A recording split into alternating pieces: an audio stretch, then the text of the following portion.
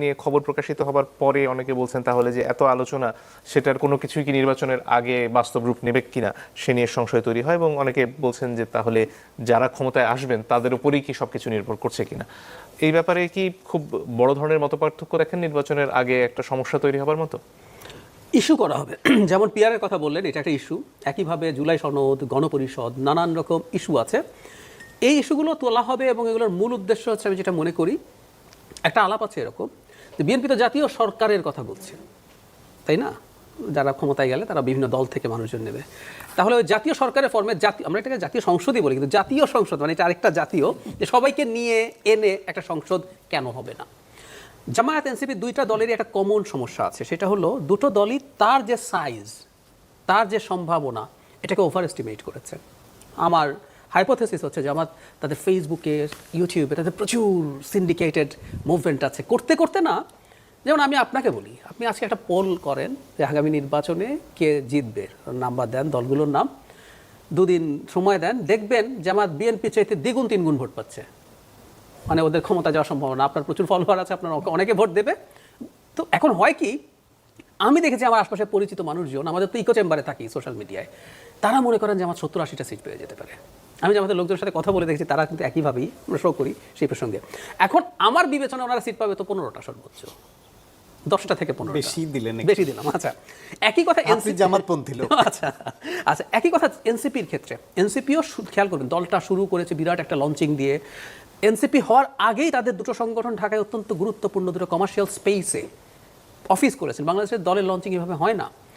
এক্সট্রাভ্যাগান্ট একটা ইফতার পার্টি করেছেন, যেখানে যেখানে যাচ্ছেন সেখানে বিরাট শোডাউনের চেষ্টা, আমরা কথ্য ভাষায় যেটা বলি। এখন তাদেরও তো নির্বাচনে কিছু পারফর্ম করে দেখাতে হবে। যেমন আমি মনে করি, আপনি 70-80টার হাইপ তৈরির পর যদি 10-15 সিট পান, আপনার রাজনীতি হুমকির মুখে পড়ে যাবে, মারাত্মক। ফলে এই যাবতীয় চাপগুলো তৈরি হচ্ছে ওই কারণে। একইভাবে আমি ওই জুলাই সনদও কীভাবে করতে হবে, বাস্তবায়ন কীভাবে করতে হবে, শর্তগুলো আসছে আসলে মূলত এই। অথচ আপনি আইনের ছাত্র, আপনি খুবই প্রতিষ্ঠিত আইনজীবী, আপনি খুব ভালোভাবে জানেন সাংবিধানিক ইস্যু ছাড়া তো আরও অসংখ্য আইনি সংস্কারের কথা আছে, যেগুলো প্রত্যেকটা, যেগুলো একমত হয়েছে, প্রত্যেকটা সরকার অধ্যাদেশ জারি করে ফেলতে পারেন।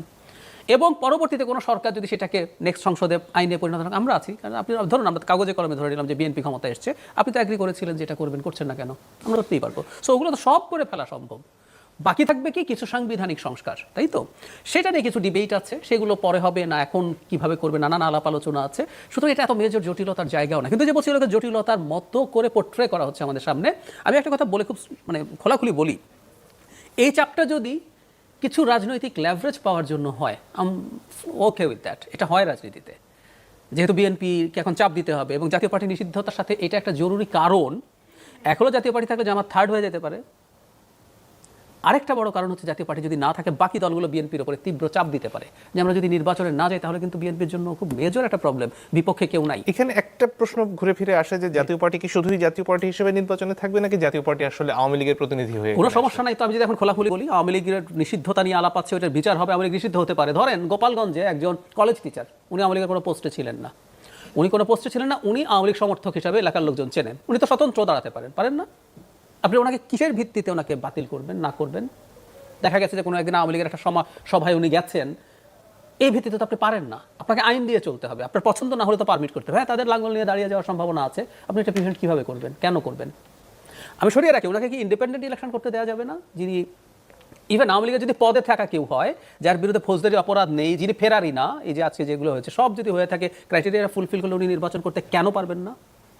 আমি বারবার একটা কথা বলছি, আওয়ামী লীগের নিষিদ্ধতা কোর্টে আছে, কোর্টে সেটার ডিসিশন হবে, সেই বিচারে যদি নিষিদ্ধ হবে, এখন কার্যক্রম বন্ধ আছে, দলের নামে তারা এবার নির্বাচন করতে পারছে না, I am fine with that. কিন্তু আওয়ামী লীগের বাকি সব কেউ যদি ক্রাইটেরিয়া ঠিকঠাক মতো ম্যাচ করে, উনি নির্বাচন করবেন তো। সুতরাং যদি করে, জাতীয় পার্টি থেকে করবে, আমাদের মেনে নিতে হবে। আমরা ডেমোক্রেসির কথা বলি, কিন্তু আমরা আমার যেটার সাথে একমত না বা পছন্দসই না সেটাও মেনে নেব না, এটা তো হতে পারে না। আমি একটা ছোট উদাহরণ দিই, আমি আজকে একটা ছোট কথা বলছিলাম এটা নিয়ে। ধরেন আজকে আপিল বিভাগ যদি বলতো ডাকসু নির্বাচন স্থগিতই থাকবে, আমরা কি করতাম? এই আপিল বিভাগ তো হাসিনার আপিল বিভাগ না, এই আপিল বিভাগ নবগঠিত আপিল বিভাগ, বলতেই তো পারে। আমাদের মেনে নিতে হবে ফর গডস সেক যে আদালত বলে একটা জিনিস আছে, ওখানে আমার পছন্দসই রায় নাও হতে পারে। হাইকোর্টের রায়ের পর এরকম একজনের মন্তব্য ফেসবুকে ছড়ালো না যে ডাকসু স্থগিত না, দরকার হাইকোর্ট স্থগিত করে দেবো। মানে আমাদের তো এই মেন্টালিটি রয়ে গেছে। আমাদের বুঝতে হবে যে ডেমোক্রেটিক কান্ট্রি কীভাবে রান করে।